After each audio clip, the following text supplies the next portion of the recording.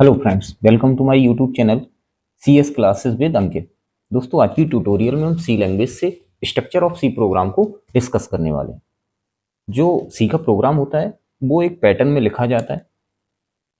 उसमें सी का जो स्ट्रक्चर होता है उसमें कई सारे सेक्शंस होते हैं। पर्टिकुलर हर सेक्शन का अपना अपना प्लेस होता है कि कौन सा सेक्शन किस जगह पर हम लोग यूज करते हैं। कुछ सेक्शंस उसमें ऑप्शनल होते हैं, कुछ कंपलसरी होते हैं। तो आज हम उसी को डिस्कस करने वाले हैं। देख लेते हैं कि कौन से सेक्शन कहाँ पर यूज होते हैं और कितने सेक्शंस ऑप्शनल होते हैं, कितने सेक्शन उसमें कंपलसरी होते हैं, कौन सा स्टेटमेंट कहाँ पर यूज किया जाता है। तो ये सब आज हम लोग अपने इस ट्यूटोरियल में डिस्कस करने वाले हैं। तो चलिए देर ना करते हुए स्टार्ट करते हैं। सबसे पहले देख लेते हैं कि जो स्ट्रक्चर होता है सी प्रोग्राम का उसमें सेक्शंस होते कितने हैं। पहला जो सेक्शन है देख लेते हैं, जैसे आपके सामने है गिवन है कि पहला जो सेक्शन है उसे हम लोग बोलते हैं डॉक्यूमेंटेशन सेक्शन। क्या बोलते हैं? Documentation section. ओके, इसी को हम लोग बोलते हैं कमेंट सेक्शन। अभी हम थोड़ा सा देख लेते हैं एक एक करके, बाकी का अभी हम डिटेल में सभी को डिस्कस करेंगे कि कौन सा सेक्शन कहाँ पर यूज होता है, किस लिए यूज होता है। तो ये सब अभी थोड़ा सा डिटेल में देखेंगे। अभी देख लेते हैं कि कितने सेक्शन उसमें प्रोग्राम में यूज होते हैं सी प्रोग्राम में। ओके, तो पहला सेक्शन क्या है? Documentation section. इसी को हम लोग क्या बोलते हैं? Comment section. इसी को क्या बोला जाता है? Comment section. तो पहला सेक्शन डॉक्यूमेंट सेक्शन। दूसरा सेक्शन होता है लिंक सेक्शन, या इसी को हम लोग क्या बोलते हैं? Header file inclusion section. क्या बोला जाता है? Header file inclusion section. तीसरा होता है डेफिनेशन सेक्शन, या इसी को हम लोग बोलते हैं मैक्रोस डेफिनेशन सेक्शन। कुछ मैक्रोस होते हैं जो डिफाइन किए जाते हैं, वो अभी आगे ट्यूटोरियल में इसी में डिस्कस करेंगे। चौथा जो सेक्शन होता है वो होता है ग्लोबल डिक्लेरेशन सेक्शन। जो ग्लोबल डिक्लेरेशन सेक्शन होता है उसे हम लोग बोलते हैं global variable declaration section. Okay, इसके अलावा अब यहाँ पर पांचवा जो सेक्शन होता है वो होता है मेन फंक्शन सेक्शन। हर प्रोग्राम में एक मेन फंक्शन होता है, क्योंकि जो मेन होता है वो प्रोग्राम का एंट्री पॉइंट होता है, वहीं से प्रोग्राम एग्जीक्यूट होना स्टार्ट होता है। तो ये मेन फंक्शन सेक्शन होता है। और मेन फंक्शन के अंदर दो सेक्शन और होते हैं, डिक्लेरेशन पार्ट और एग्जीक्यूटेबल पार्ट। तो ये दो स्टेटमेंट इसमें यूज होते हैं। ओके, अब जो लास्ट सेक्शन होता है वो होता है पांचवा सेक्शन है सब प्रोग्राम सेक्शन, या इसी को हम लोग बोलते हैं यूजर डिफाइंड फंक्शन सेक्शन। क्या बोलते हैं? User defined function section. जो यूजर डिफाइंड फंक्शंस होते हैं वो यहाँ पर मेन प्रोग्राम के बाहर हम लोग बनाते हैं, तो वो यूजर डिफाइंड फंक्शन सेक्शन इसमें यूज किया जाता है। ओके, ये तो थे कुछ जो sections structure of C program में हम लोग यूज करते हैं। अब इन्हें देख लेते हैं कि इसमें ऑप्शनल कौन कौन से सेक्शन होते हैं और कंपलसरी कौन कौन से सेक्शन होते हैं। तो पहला जो डॉक्यूमेंटेशन सेक्शन होता है ये ऑप्शनल सेक्शन होता है। क्या होता है? ये ऑप्शनल सेक्शन होता है, और ये कंपलसरी नहीं है कि आप इसे प्रोग्राम में यूज करोगे ही। अगर हमें ज़रूरत होती है तो हम यूज करते हैं, अदरवाइज उसे स्किप कर देते हैं। तो ये ऑप्शनल पार्ट होता है, ऑप्शनल सेक्शन होता है। इसके अलावा जो दूसरा होता है लिंक सेक्शन, ये कंपलसरी पार्ट होता है, मस्ट है, कंपलसरी सेक्शन होता है। इसे आपको यूज करना ही पड़ेगा। लिंक सेक्शन को इसे आपको यूज क्या करना ही पड़ेगा। ओके, तो ये कंपलसरी सेक्शन है, क्योंकि हेडर फाइल होती हैं वो आपको यूज करनी ही पड़ती हैं। क्योंकि अगर आप कुछ लाइब्रेरी के बिल्ट इन फंक्शंस को अपने प्रोग्राम में यूज कर रहे हो तो आपको हेडर फाइल सेक्शन को यहाँ पर इंक्लूड करना पड़ता है। ये अभी हम आगे डिस्कस करेंगे कि इसका यूज क्या होता है, किस तरीके से इसे यूज करते हैं। ओके, अब देख लेते हैं तीसरा जो सेक्शन होता है वो होता है डेफिनेशन सेक्शन। ये भी ऑप्शनल पार्ट होता है। अगर आप चाहो तो यूज करो, जरूरत होती है तो यूज करते हैं, अदरवाइज उसे भी स्किप कर देते हैं। तो ये ऑप्शनल पार्ट होता है। ओके, नेक्स्ट है ग्लोबल ग्लोबल डिक्लेरेशन सेक्शन। क्या है? Global declaration section. तो ग्लोबल डिक्लेरेशन सेक्शन ये भी ऑप्शनल पार्ट होता है। यहाँ पर क्या होता है कि कुछ वेरिएबल्स बनाए जाते हैं ग्लोबल टाइप के, अगर हमें नीड होती है तो हम बनाते हैं, अदरवाइज उन्हें भी स्किप कर देते हैं। तो ये भी ऑप्शनल पार्ट होता है। मेन फंक्शन ये कंपलसरी पार्ट होता है। ये क्या है? कंपलसरी पार्ट होता है, क्योंकि कोई भी प्रोग्राम जब हम सी का बनाते हैं तो उसमें उसमें एटलीस्ट क्या, एक ही उसमें एक मेन फंक्शन आपको लिखना ही पड़ता है। तो ये मेन फंक्शन आपको यहाँ पर हर प्रोग्राम में आपको लिखना ही पड़ता है। तो ये कंपलसरी पार्ट होता है। ओके, इसके अंदर ये ऑप्शनल पार्ट होता है, डिक्लेरेशन पार्ट और एग्जीक्यूटेबल पार्ट। जब हम अपनी नीड के अकॉर्डिंग उन्हें बनाते हैं वहाँ पर वेरिएबल्स को और उन्हें यूज करते हैं। ओके, और ये भी जो पांचवा सेक्शन है सब प्रोग्राम सेक्शन, ये भी क्या है, ये ऑप्शनल पार्ट होता है, हम चाहें तो इन्हें यूज करते हैं, अदरवाइज स्किप कर देते हैं। तो ये सेक्शंस होते हैं। अब एक एक करके हम इन्हें देख लेते हैं। ओके, सबसे पहला जो सेक्शन होता है, जैसे मैंने अभी बताया कि पहला सेक्शन क्या होता है दोस्तों, पहला सेक्शन होता है डॉक्यूमेंटेशन सेक्शन। कौन सा होता है, डॉक्यूमेंटेशन सेक्शन। इसी को हम लोग क्या बोलते हैं, कमेंट सेक्शन। अब देख लेते हैं कि डॉक्यूमेंटेशन सेक्शन में होता क्या है, किस लिए हम लोग प्रोग्राम में यूज करते हैं। दोस्तों सी का जो प्रोग्राम होता है, तो डॉक्यूमेंटेशन सेक्शन क्या होता है कि प्रोग्राम के सबसे टॉप सेक्शन में इंक्लूड किया जाता है इसे। सबसे प्रोग्राम का जो सबसे टॉप सेक्शन होता है, सबसे ऊपर, उस वहां पर इसे यूज किया जाता है या इंक्लूड किया जाता है, किसे, डॉक्यूमेंटेशन सेक्शन को। ओके, अब ये सेक्शन हम लोग यूज क्यों करते हैं, इस सेक्शन को यूज करने का एक मोटिव ये होता है कि प्रोग्राम से रिलेटेड जितनी भी इंफॉर्मेशन होती है, प्रोग्राम से रिलेटेड जितनी भी इंफॉर्मेशन होती है, वो डिस्प्ले कराने के लिए हम लोग इस सेक्शन का यूज करते हैं। अब उसमें इंफॉर्मेशन किस किस टाइप की आप डिस्प्ले करा सकते हो, तो यहाँ पर प्रोग्राम का ऑब्जेक्टिव हो सकता है कि हमारे प्रोग्राम को बनाने का जो ऑब्जेक्टिव है, ऑब्जेक्ट है, वो क्या है, तो वो भी आप यहाँ पर स्पेसिफाई कर सकते हो। इसके अलावा प्रोग्राम का जो ऑथर नेम है, जिसने भी प्रोग्राम को डेवलप किया है या क्रिएट किया है, तो वो अपना ऑथर नेम यहाँ पर स्पेसिफाई कर सकता है। इसके अलावा यहाँ पर डेट और टाइम, प्रोग्राम क्रिएशन जो डेट टाइम होती है, वो भी आप यहाँ पर स्पेसिफाई कर सकते हो इस सेक्शन में। तो ये कुछ इंफॉर्मेशन होती है प्रोग्राम क्रिएशन से रिलेटेड, वो आप डॉक्यूमेंटेशन सेक्शन में स्पेसिफाई कर सकते हो, और ये हमेशा टॉप सेक्शन में इंक्लूड किया जाता है। प्रोग्राम का जो टॉप सेक्शन होता है वहां पर इंक्लूड किया जाता है। ओके, अब थोड़ा सा देख लेते हैं स्टेटमेंट जो भी यहाँ पर यूज किए जाएंगे, इसमें डॉक्यूमेंटेशन सेक्शन में, उन्हें कंपाइलर क्या करता है, इग्नोर करता है। जो कंपाइलर होता है वो क्या करता है, उन्हें इग्नोर करता है, कंपाइल नहीं करता है, वो इग्नोर करता है। ओके, तो उसके प्रोग्राम एग्जीक्यूशन से इसका कोई रिलेशन नहीं होता है, वो एक्चुअली में इंफॉर्मेशन होती है प्रोग्राम से रिलेटेड, तो कंपाइलर क्या करता है, उसे इग्नोर करता है। और ये क्या होता है, जैसे मैंने अभी बताया आपको, ये ऑप्शनल सेक्शन होता है, ऑप्शनल सेक्शन होता है, और प्रोग्राम के हमेशा टॉप सेक्शन में होता है। ओके, अब इसमें देख लेते हैं लिखते कैसे हैं। यहाँ पर होता क्या है, सी में कमेंट लिखने का एक तरीका होता है, दो तरीके से कमेंट यहाँ पर लिखे जाते हैं। एक होता है सिंगल लाइन कमेंट और एक होता है मल्टी लाइन कमेंट। जो कमेंट सेक्शन के अंदर जितना भी स्टेटमेंट लिखा जाता है, उन्हें कंपाइलर, जैसे मैंने अभी बताया, क्या करता है, इग्नोर करता है। तो प्रोग्राम एग्जीक्यूशन से उसका कोई रिलेशन नहीं होता है, वो एग्जीक्यूट नहीं होते हैं स्टेटमेंट, केवल यूजर के लिए इंफॉर्मेशन होती है डिस्प्ले कराने के लिए प्रोग्राम से रिलेटेड। ओके, तो अब कमेंट सेक्शन अभी हम और भी डिटेल में आगे डिस्कस करेंगे, एक पार्ट इसमें होता है कमेंट सेक्शन का, तो वो आगे हम डिस्कस करेंगे। तो इसमें होता क्या है कि कमेंट दो तरीके से देख लेते हैं थोड़ा सा। कमेंट दो तरीके से लिखे जाते हैं, एक होता है मल्टी लाइन कमेंट, एक होता है single line comment, single line comment, और दूसरा होता है मल्टी लाइन कमेंट। दूसरा क्या होता है, मल्टी लाइन कमेंट। ओके,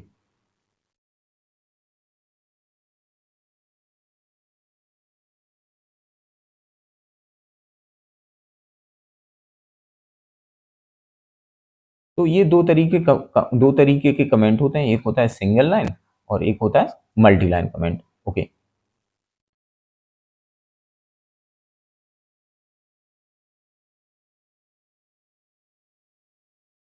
चलिए ठीक है, तो दो तरीके के इसमें कमेंट हैं, सिंगल लाइन कमेंट और मल्टी लाइन कमेंट। अब इन्हें लिखने का तरीका क्या होता है कि जो सिंगल लाइन कमेंट होते हैं, जो सिंगल लाइन कमेंट होते हैं, उन्हें लिखने का तरीका क्या होता है, सिंगल लाइन कमेंट हमेशा आ, इस तरीके से स्टार्ट होते हैं, और यहाँ पर सारा जो कमेंट आप लिखना चाहते हो वो इस तरीके से लिख सकते हो।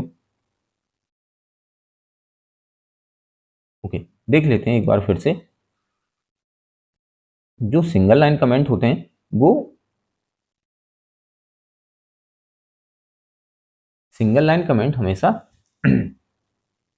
इस सिंबल के साथ स्टार्ट होते हैं, और सिंगल लाइन में आप यहाँ पर जैसे मैंने लिख दिया this is my single line comment. ठीक, तो ये इसके आगे जो भी लाइन आप स्टेटमेंट लिखोगे वो सिंगल लाइन कमेंट में एक्सेस की जाए मानी जाएगी। तो कंपाइलर उसे इग्नोर करेगा। और जो मल्टी लाइन कमेंट होता है वो आप इस तरीके से स्टार्ट करते हो, ये वाला सिंबल बना के, और यहाँ पर जितनी भी लाइंस में आप कमेंट लिखना चाहते हो वो लिख सकते हो। और जब कमेंट आपका स्टेटमेंट खत्म हो जाता है तो वहां पर इसे टर्मिनेट किया जाता है। तो इस तरीके से इसे टर्मिनेट करते हैं। तो ये दो तरीके से यहाँ पर कमेंट लिखे जाते हैं, सिंगल लाइन कमेंट और मल्टी लाइन कमेंट। चलिए देखते हैं। तो ये तो था डॉक्यूमेंटेशन सेक्शन। अब जो अगला सेक्शन होता है वो होता है दोस्तों, वो क्या होता है, वो होता है लिंक सेक्शन का। क्या होता है, link section. Okay, link section को हम लोग क्या बोलते हैं, हेडर फाइल सेक्शन बोलते हैं। क्या बोलते हैं, हेडर फाइल सेक्शन। और ये जैसे मैंने अभी बताया, ये क्या होता है, ये कंपलसरी पार्ट होता है, कंपलसरी सेक्शन होता है, आपको इसे यूज करना ही पड़ता है। लिंक सेक्शन में देख लेते हैं हम होता क्या है। जैसे दोस्तों अभी मैंने आपको बताया कि सी की पर्टिकुलर अपनी एक लाइब्रेरी होती है। क्या होती है, सी की अपनी एक लाइब्रेरी होती है, रिच लाइब्रेरी होती है। ये इसका फीचर होता है सी का। सी का ये फीचर होता है कि सी की अपनी एक रिच लाइब्रेरी होती है। क्या होती है, रिच लाइब्रेरी होती है, जिसमें ऑलरेडी पहले से बिल्ट इन फंक्शंस और कुछ प्री डिफाइंड हेडर फाइल्स रखी गई हैं। बिल्ट इन फंक्शंस और कुछ पहले से हेडर फाइल, जैसे मैंने अभी बताया कि 30 और मोर 30 से भी ज़्यादा हेडर फाइल्स उसमें रखी गई हैं। और उन हेडर फाइल्स में 145 या इससे भी ज़्यादा लाइब्रेरी फंक्शंस रखे गए हैं। ओके, तो अब जब हमें उन फंक्शंस की रिक्वायरमेंट होती है अपने प्रोग्राम में, तो उसे अपने प्रोग्राम के साथ लिंक कराने के लिए हम लोग इस सेक्शन का यूज करते हैं। किसका यूज करते हैं, इस सेक्शन का यूज करते हैं। किसका, लिंक सेक्शन का। उसी को हम लोग क्या बोलते हैं, file header file inclusion section. Okay, देख लेते हैं। जैसे हमने कहा collection of useful function and symbols called library, क्योंकि अभी जैसे मैंने अभी बताया कि उसकी क्या होती है, एक रिच लाइब्रेरी है सी की, और उसी में हेडर फाइल्स हैं। और हेडर फाइल्स में बहुत सारे बिल्ट इन फंक्शंस हैं। जब भी हमें अपने प्रोग्राम में उनकी नीड होती है तो हम लिंक सेक्शन के अंदर उन्हें एक्सेस करते हैं। किसके थ्रू, हेडर फाइल इंक्लूजन के थ्रू। ओके, अब उसके लिए कुछ डायरेक्टिव्स होते हैं, प्री प्रोसेसर डायरेक्टिव हैं, जैसे इंक्लूड है उसमें, तो वो यूज किया जाता है। In this section we include header files. और देख लेते हैं, हेडर फाइल्स जितनी भी होती हैं उनका जो हमेशा एक्सटेंशन होता है वो डॉट एच होता है। क्या होता है, एक्सटेंशन क्या होता है उसका, डॉट एच होता है। जितनी भी हेडर फाइल्स होंगी तो उनका हमेशा जो एक्सटेंशन होगा वो क्या होगा, वो डॉट एच होता है। देख लेते हैं अब इन्हें इंक्लूड करने का तरीका क्या होता है। हेडर फाइल्स को अपने प्रोग्राम के साथ इंक्लूड करने का तरीका क्या होता है। जैसे मैंने लिखा hash include studio dot H, और एक हेडर फाइल को और इंक्लूड किया है, hash include conio dot H. अब इसमें समझ लेते हैं कि इसमें है क्या। जो हैश है, हैश इंक्लूड है, ये इसे हम लोग बोलते हैं प्री प्रोसेसर डायरेक्टिव। क्या बोलते हैं, pre processor directive. Okay, hash के साथ ये जितने भी प्री प्रोसेसर डायरेक्टिव होते हैं वो स्टार्ट होते हैं। जैसे उसमें इंक्लूड होता है, डिफाइन होता है, एक एक डायरेक्टिव होता है, डिफाइन होता है। ठीक है, तो ये भी हैश के साथ स्टार्ट होता है। तो जितने भी डायरेक्टिव्स होते हैं वो हैश के साथ स्टार्ट होते हैं, हैश सिंबल के साथ। ओके, अब यहाँ पर देख लेते हैं कि जो प्री प्रोसेसर डायरेक्टिव है इसका काम क्या होता है। Header preprocessor directive gives the program access to library, यानी कि लाइब्रेरी जितने भी फंक्शंस हैं जो आप यहाँ पर यूज करने वाले हो, तो उन्हें एक्सेस करने की परमिशन वो देता है या एक्सेस करता है। तो इसमें अब जो हैश इंक्लूड है वो क्या है, प्री प्रोसेसर डायरेक्टिव है इंक्लूड। और जो स्टूडियो डॉट एच है ये क्या है, एक हेडर फाइल है जिसे हम लोग बोलते हैं standard input output header file. Dot H उसका एक्सटेंशन होता है। जैसे मैंने भी बताया कि जो भी हेडर फाइल होती है वो हमेशा डॉट एच एक्सटेंशन के साथ अ, होती है। ओके, तो डॉट एच उसका एक्सटेंशन हो गया। ओके, दूसरी जैसे मैंने एक हेडर फाइल और इंक्लूड की है कॉनियो डॉट एच। तो यहाँ पर जो कॉनियो डॉट एच है वो भी एक हेडर फाइल है। इसे हम लोग बोलते हैं console input output header file. इसमें भी कुछ प्री डिफाइंड फंक्शंस होते हैं। जैसे एक फंक्शन होता है get C H, get C H. तो जब भी हम अपने प्रोग्राम में ये वाला फंक्शन यूज करेंगे तो ये हेडर फाइल हमें अपने इस प्रोग्राम में इंक्लूड करनी ही पड़ेगी। और वो इंक्लूड कैसे करेंगे, ये वाला जो प्री प्रोसेसर डायरेक्टिव है इंक्लूड डायरेक्टिव, उसके थ्रू हम इस हेडर फाइल को अपने प्रोग्राम में इंक्लूड करते हैं। फाइल इंक्लूजन डायरेक्टिव हम लोग है इसे बोलते हैं, इंक्लूडन को इंक्लूड को क्या बोलते हैं, फाइल इंक्लूजन डायरेक्टिव जो इंक्लूड होता है। ओके, वो आगे अभी आपको ट्यूटोरियल जब हम और भी करेंगे तो उनमें आपको बताएंगे। प्री प्रोसेसर डायरेक्टिव्स एक पूरा एक टॉपिक है, तो वो डिस्कस करेंगे आगे। ओके, चलिए दोस्तों, तो ये तो था दूसरा सेक्शन, लिंक सेक्शन, जिसे हम लोग क्या बोलते हैं, हेडर फाइल सेक्शन। अब इसके बाद नेक्स्ट देखते हैं हम लोग तीसरा जो सेक्शन होता है, डेफिनेशन सेक्शन। ये ऑप्शनल सेक्शन होता है। क्या होता है ये? ऑप्शनल सेक्शन होता है। अगर हमें रिक्वायरमेंट होती है तो हम यूज करते हैं, अदरवाइज ये स्किप कर देते हैं। तो ये ऑप्शनल सेक्शन होता है। तो अब देख लेते हैं इसमें होता है क्या है। कुछ सी के कुछ मैक्रोस होते हैं, मैक्रोस होते हैं। तो वो मैक्रोस की डेफिनेशन यहाँ पर दी जाती है। अब मैक्रोस पूरा एक टॉपिक है, वो आगे पढ़ने को मिलेगा आपको आगे के ट्यूटोरियल्स में। अभी थोड़ा सा देख लेते हैं कि इसमें होता क्या है। तो ये ऑप्शनल सेक्शन होता है। इसमें क्या होता है कि जो मैक्रोस होते हैं उनकी डेफिनेशन होती है। अब मैक्रोस देख लेते हैं होता क्या है, थोड़ा सा देख लेते हैं होता क्या है। C macros defined using defined directive. जैसे मैंने अभी बताया कि एक डिफाइंड डायरेक्टिव होता है। क्या होता है? डिफाइंड डायरेक्टिव होता है, ठीक है, जो क्या करता है, कॉन्स्टेंट्स वैल्यू को डिफाइन करने के लिए यूज किया जाता है सी प्रोग्राम में। कॉन्स्टेंट्स वैल्यू को डिफाइन करने के लिए यूज किया जाता है। जैसे एग्जांपल देख लेते हैं। जैसे हमने क्या किया, डिफाइन डायरेक्टिव को यूज किया और यहाँ पर एक पाई मैक्रो बनाया है, मैक्रोस बनाया है, और उसकी जो वैल्यू है उसे डिफाइन कर दिया 3.14। अब होता क्या है कि आपके प्रोग्राम में ये जो पाई मैक्रोस मिलेगा, पाई, ठीक है, जहां जहां पर पाई मिलेगा वो उसकी वैल्यू रिप्लेस कर देगा 3.14 से। जहां पर भी प्रोग्राम में कहीं पर भी आपको ये पाई आप स्पेसिफाई करोगे तो उसकी जो इक्विवेलेंट वैल्यू प्रोग्राम है, कंपाइलर है, वो ट्रीट करेगा कितना, 3.14। तो ये वैल्यूज जो कॉन्स्टेंट्स वैल्यू होती है वो डिफाइन करने के लिए हम लोग यहाँ पर मैक्रोस को यूज करते हैं। कहाँ पर? डेफिनेशन सेक्शन में। इसीलिए ये यूज किया जाता है। अब ये ऑप्शनल पार्ट होता है, हमें अगर नीड होती है तो हम उसे यूज करते हैं, अदरवाइज हम उसे स्किप कर देते हैं। ओके, चलिए नेक्स्ट सेक्शन देख लेते हैं हम लोग। अगला सेक्शन है, चौथा सेक्शन है ग्लोबल डिक्लेरेशन सेक्शन। इसी को हम लोग बोलते हैं ग्लोबल वेरिएबल डिक्लेरेशन सेक्शन। क्या बोलते हैं? Global variable declaration section. Okay, अब यहां पर इसमें होता क्या है, in this section declares global variable. देखो, वेरिएबल भी अभी हम आगे डिस्कस करेंगे कितने टाइप के होते हैं।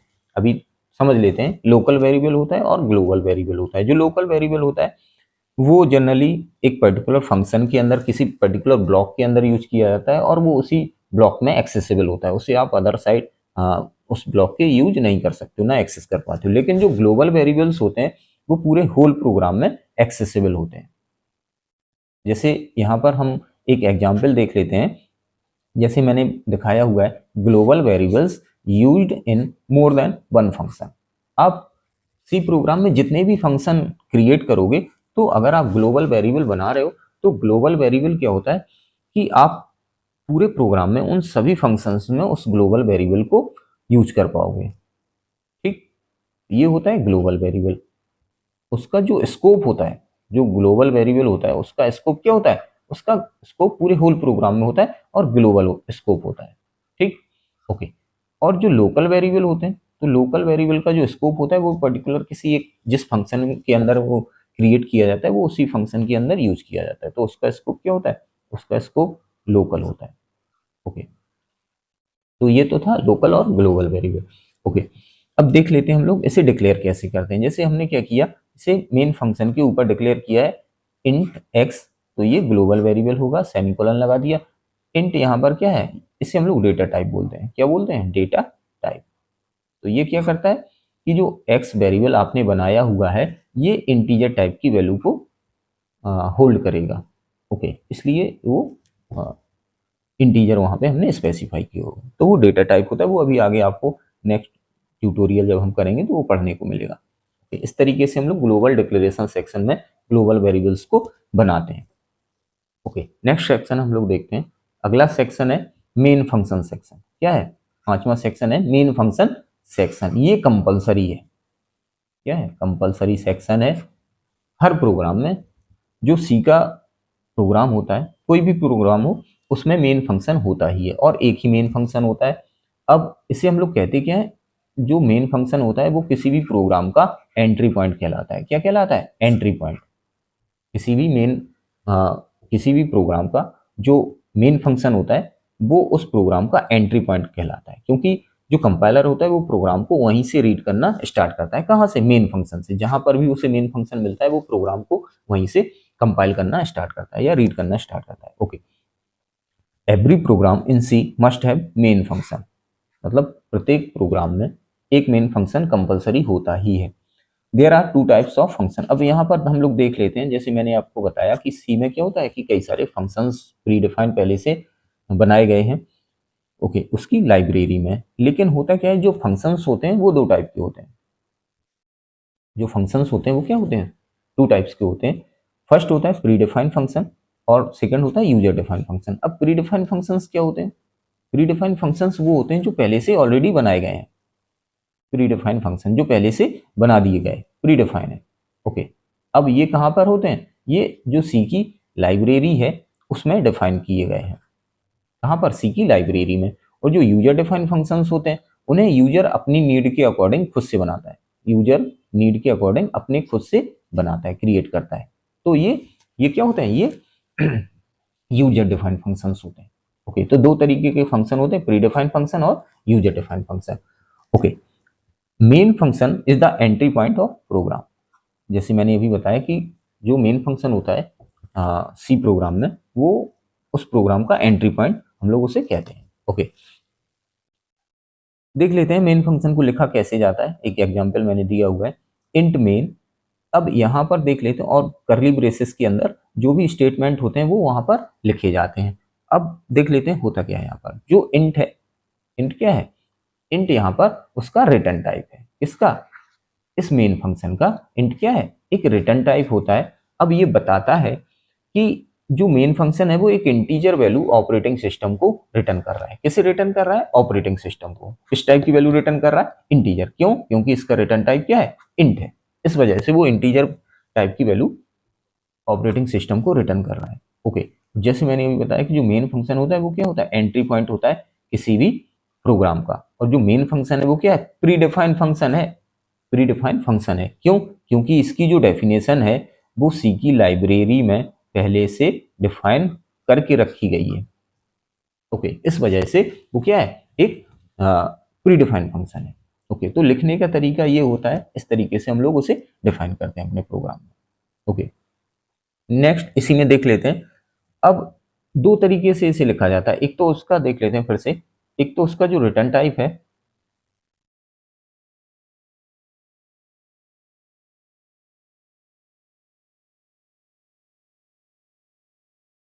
देख लेते हैं। एक तो इसका जो रिटर्न टाइप है, इसे हम इंट भी स्पेसिफाई कर सकते हैं। इसका मतलब जब हम उसे इंट स्पेसिफाई करेंगे तो इसका मतलब क्या होता है कि जो मेन फंक्शन है वो एक इंटीजर वैल्यू रिटर्न कर रहा है। किसे? ऑपरेटिंग सिस्टम को। और जब हम इसे, इसका रिटर्न टाइप जब हम वॉइड स्पेसिफाई करेंगे, जैसे मैंने अभी यहाँ पर दिखाया हुआ है कि जब हम इसका रिटर्न टाइप वॉइड स्पेसिफाई करेंगे तो इसका मतलब क्या होगा कि जो मेन फंक्शन है, जो मेन फंक्शन है वो क्या कर रहा है? एक कोई भी वैल्यू रिटर्न नहीं कर रहा है। Do not return any integer value to operating system. जब हम वॉइड स्पेसिफाई करेंगे तो इसका मतलब क्या होता है कि वो कोई भी वैल्यू रिटर्न नहीं कर रहा है। किसे? ऑपरेटिंग सिस्टम को। ओके, अब देख लेते हैं आगे। नेक्स्ट है, अगला सेक्शन है डिक्लेरेशन पार्ट। जो डिक्लेरेशन पार्ट होता है वो इसी मेन फंक्शन के अंदर हम लोग स्पेसिफाई करते हैं, और ये भी ऑप्शनल पार्ट होता है। ऑप्शनल पार्ट, ऑप्शनल पार्ट क्यों होता है? क्योंकि इसमें कुछ वेरिएबल्स, कांस्टेंट्स, ये सब डिक्लेयर किए जाते हैं। वो अभी आगे हम बताएंगे कि वेरिएबल्स क्या होते हैं, कांस्टेंट्स क्या होते हैं। ये सब इसी सेक्शन में डिक्लेयर किए जाते हैं। Declares entire variable that are used in executable section. जो डिक्लेरेशन सेक्शन होता है उसमें सारे कांस्टेंट, सॉरी सारे वेरिएबल्स जो आप अपने प्रोग्राम में यूज कर रहे हो या आप यूज करने वाले हो, तो उन्हें इसी सेक्शन के अंदर, किसके? डिक्लेरेशन सेक्शन के अंदर उन्हें डिक्लेयर किया जाता है। डिक्लेयर करना क्या होता है कि हम एक्चुअली कंपाइलर को बताते हैं कि हम, या जो जैसे हमने अभी यहाँ पर एक वेरिएबल डिक्लेयर किया है, डिक्लेयर करने का तरीका क्या होता है कि उसका पहले तो डेटा टाइप स्पेसिफाई करते हैं। क्या करते हैं? डेटा टाइप स्पेसिफाई करते हैं। देन वेरिएबल नेम भी क्रिएट करने के कुछ रूल्स होते हैं, उन्हें उसी रूल्स के अकॉर्डिंग हम क्रिएट करते हैं। वो आगे अभी डिस्कस करेंगे जब वेरिएबल को डिस्कस करेंगे आगे, पूरा एक टॉपिक है वेरिएबल। तो यहाँ लिखने का तरीका क्या होता है या डिक्लेयर करने का तरीका क्या होता है कि सबसे पहले उसका डेटा टाइप स्पेसिफाई करते हैं, देन उसका वेरिएबल का नेम स्पेसिफाई करते हैं। नेम बनाने के कुछ आइडेंटिफायर बनाने के कुछ रूल्स होते हैं, वो उन्हीं रूल्स के अकॉर्डिंग हम वेरिएबल के नेम को बनाते हैं। ओके, अब यहाँ पर जो डेटा टाइप है इंट, इंट ये बताता है कि ये जो वेरिएबल आपने क्रिएट किया है एक्स, वो केवल इंटीजर टाइप की वैल्यू रखेगा, जैसे 10, 20, 30, 40, और मतलब एक रेंज होती है उसकी, वो उस रेंज में केवल इंटीजर वैल्यू को होल्ड करेगा। और जब हम ये स्टेटमेंट यहाँ पर लिख देते हैं सेक्शन के अंदर, डिक्लेरेशन सेक्शन के अंदर, तो होता क्या है कि जो कंपाइलर होता है वो उसके लिए मेमोरी एलोकेट कर देता है। किसके लिए? इंटीजर के लिए, इस एक्स के लिए। ओके, चलिए देखते हैं आगे। तो ये तो था डिक्लेरेशन सेक्शन। आगे देख लेते हैं हम लोग। नेक्स्ट है,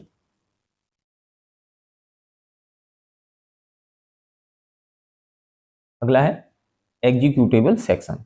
सेवेंथ है एग्जीक्यूटेबल सेक्शन। ये भी ऑप्शनल सेक्शन होता है, जब हम स्टेटमेंट्स को यूज करते हैं तब इसे यूज करते हैं, अदरवाइज हम स्किप कर देते हैं। तो इसमें क्या होता है कि स्टेटमेंट्स होते हैं, जैसे हमने कुछ वेरिएबल्स बनाए, अब हम उन वेरिएबल्स पर कुछ प्रोसेस करना चाहते हैं, तो वो सारे स्टेटमेंट्स हम लोग इस सेक्शन के अंदर लिखते हैं। जैसे हमने लिखा हुआ है C equal to A plus B.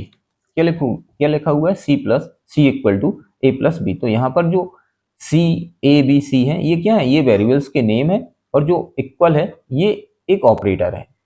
Operator अभी आपको पढ़ने को मिलेगा, काफी इंपॉर्टेंट टॉपिक होता है ये ऑपरेटर है। ये क्या करता है? कुछ कुछ ना कुछ ऑपरेशन को परफॉर्म करता है। किन पर? ये जो वेरिएबल्स आप यहाँ पर यूज कर रहे हो।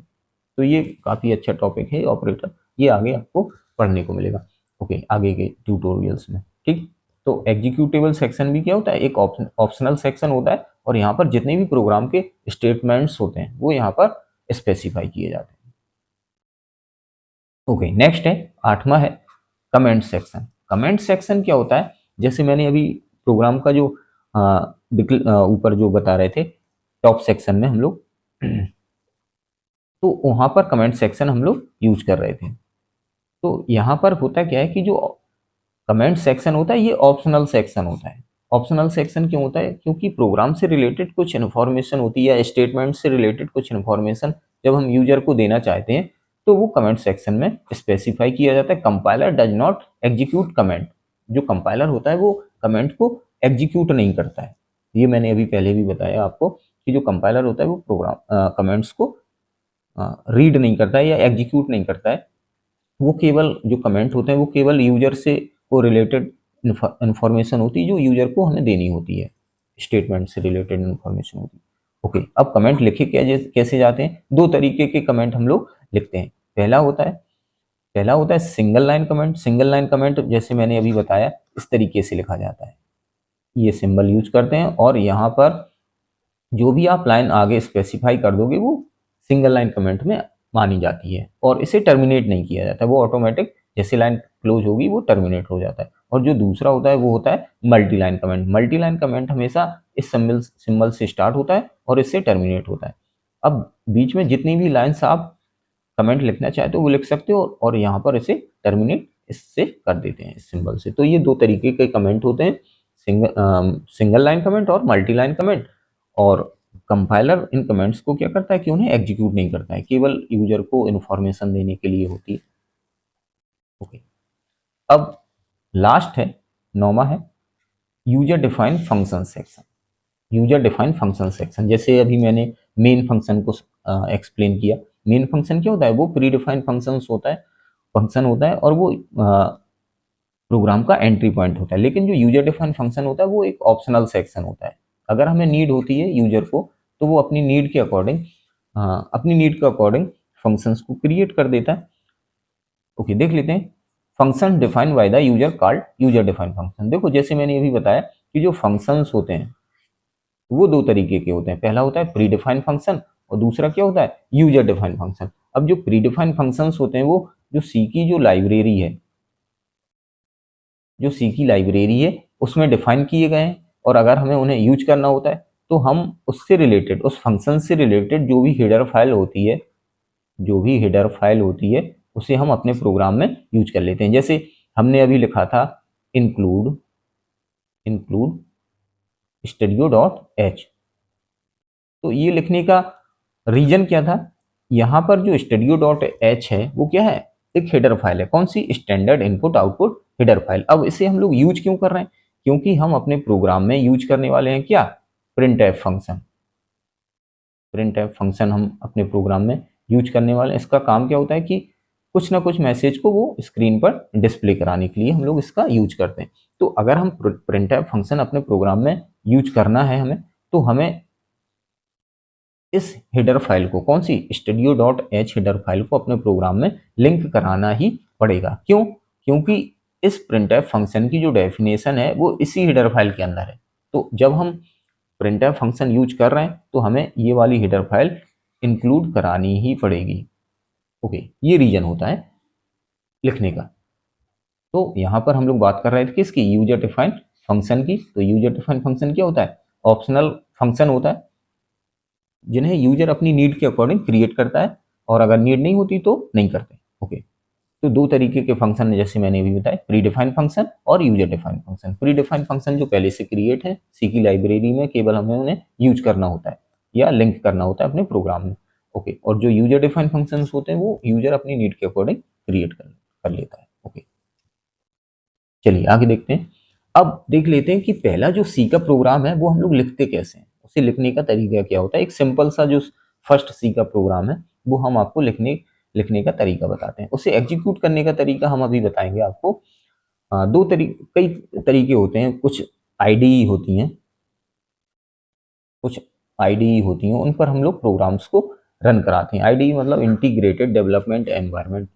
तो कुछ आईडीज हैं, जैसे हम बता देते हैं आपको, जैसे टर्बो सी प्लस प्लस है, टर्बो सी सी प्लस प्लस है, इसमें भी हम प्रोग्राम को एग्जीक्यूट करते हैं। इसके अलावा कोड ब्लॉक एडिटर है, कोड ब्लॉक है, ठीक है, इसमें भी हम लोग यूज करते हैं। जैसे अभी हम लोग बी एस कोड में भी यूज कर रन कराते हैं प्रोग्राम्स को, ठीक है। तो ये कुछ आईडी हैं, उन्हें हम लोग यूज करते हैं अपने प्रोग्राम को रन कराने के लिए। ये अभी हम एक ट्यूटोरियल आपको दे देंगे तो उसमें पूरा एक्सप्लेन कर देंगे कि किस तरीके से प्रोग्राम हम क्रिएट करते हैं और उन्हें कैसे एग्जीक्यूट कराते हैं। तीनों में हम करके दिखा देंगे आपको, तीनों की लेक्चर अलग अलग कर देंगे, ठीक। टर्बो सी प्लस प्लस में भी करके बता देंगे, और इसके अलावा जो कोड ब्लॉक है उसमें भी करके दिखा देंगे, और बी एस कोड में भी एग्जीक्यूट करके दिखा देंगे कि किस तरीके से इंस्टॉल किया जाता है, किस तरीके से, कौन कौन से उसमें जो प्लगइन्स होते हैं या सॉफ्टवेयर्स होते हैं वो कौन कौन से उसमें यूज किए जाते हैं, तो वो बता देंगे। ओके, देख लेते हैं। जो पहला सी का प्रोग्राम है, एक सिंपल सा सी का प्रोग्राम हम लोग देख लेते हैं कि किस तरीके से बनाते हैं और उसमें कौन कौन से पार्ट्स यूज किए जाते हैं या कौन कौन से स्टेटमेंट्स उसमें यूज किए जाते हैं, देख लेते हैं। सबसे पहले हमने ऊपर लिखा है hash include studio dot H, फिर लिखा है hash include conio dot H. तो यहाँ पर ये जो स्टूडियो डॉट एच और कॉनियो डॉट एच है, ये दो हेडर फाइल्स हैं। ओके, क्या है, हेडर फाइल्स हैं। जैसे मैंने अभी आपको बताया था कि हेडर फाइल्स का जो एक्सटेंशन होता है वो हमेशा क्या होता है, वो डॉट एच होता है। तो ये दो हेडर फाइल्स हैं। स्टूडियो डॉट एच को हम लोग बोलते हैं standard input output header file, और कॉनियो डॉट एच को क्या बोलते हैं, console input output header file. अब इन्हें यूज क्यों कर रहे हैं, अब थोड़ा सा और देख लेते हैं। हैश इंक्लूड क्या है, प्री प्रोसेसर डायरेक्टिव है। पहले देख लेते हैं हेडर फाइल। अब इन्हें हम लोग यूज क्यों कर रहे हैं, क्योंकि हम यहाँ पर printf और ये जो get ch है ये प्री डिफाइंड फंक्शन है। printf क्या करता है, कुछ ना कुछ मैसेज स्क्रीन पर डिस्प्ले कराता है। ओके, तो अब क्योंकि हम printf को अपने प्रोग्राम में यूज कर रहे हैं तो इसकी जो डेफिनेशन है वो कहाँ पर है, वो सी की लाइब्रेरी में। कहाँ पर, इस हेडर फाइल के अंदर printf फंक्शन स्पेसिफाई किया गया है। कहाँ पर, स्टूडियो डॉट एच के अंदर standard input output function printf and scanf defined. यहाँ पर दो फंक्शन डिफाइन किए गए, एक printf फंक्शन और इसके अलावा एक scanf होता है। printf डिस्प्ले कराने के लिए होता है और जो scanf होता है वो इनपुट कराने के लिए होता है। तो ये दोनों की जो डेफिनेशन है वो कहाँ पर स्पेसिफाई की गई है, वो दोस्तों की गई है studio.h हेडर फाइल के अंदर। तो अगर हम अपने प्रोग्राम में इनमें से कोई भी फंक्शन यूज करेंगे, या printf फंक्शन यूज करेंगे या फिर scanf फंक्शन, या दोनों करेंगे, कोई भी अगर एक फंक्शन आप यूज करो या दोनों करोगे, तो आपको ये हेडर फाइल आपको अपने प्रोग्राम में लिंक करानी ही पड़ेगी। अब लिंक कराने के लिए किसका यूज करेंगे, प्री प्रोसेसर डायरेक्टिव। किसका यूज करेंगे, प्री प्रोसेसर डायरेक्टिव का, हैश इंक्लूड। तो ये क्या करेगा, ये इस हेडर फाइल को आपके प्रोग्राम के साथ लिंक करा देगा। कौन, प्री प्रोसेसर डायरेक्टिव, जिसे हम लोग क्या बोलते हैं, हैश इंक्लूडन, हैश इंक्लूड। इसी को हम लोग बोलते हैं फाइल इंक्लूजन डायरेक्टिव। क्या बोलते हैं, फाइल इंक्लूजन डायरेक्टिव। ओके, चलिए देखते हैं। तो ये दो हेडर फाइल हमने यहां पर यूज कर ली। अब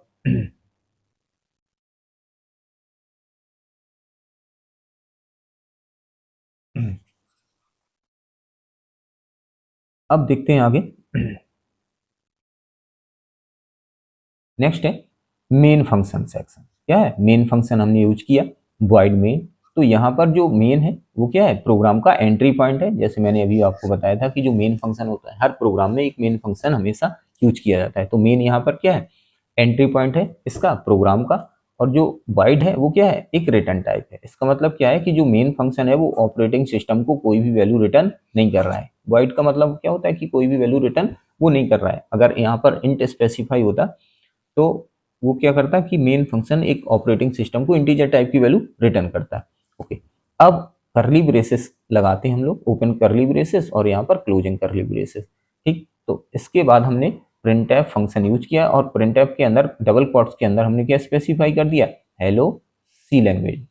तो ये जो भी मैसेज आप यहाँ पर लिखोगे, जब हम इस प्रोग्राम को रन कराएंगे तो वहां पर स्क्रीन पर जो डिस्प्ले होगा वो ये वाला मैसेज डिस्प्ले हो जाएगा।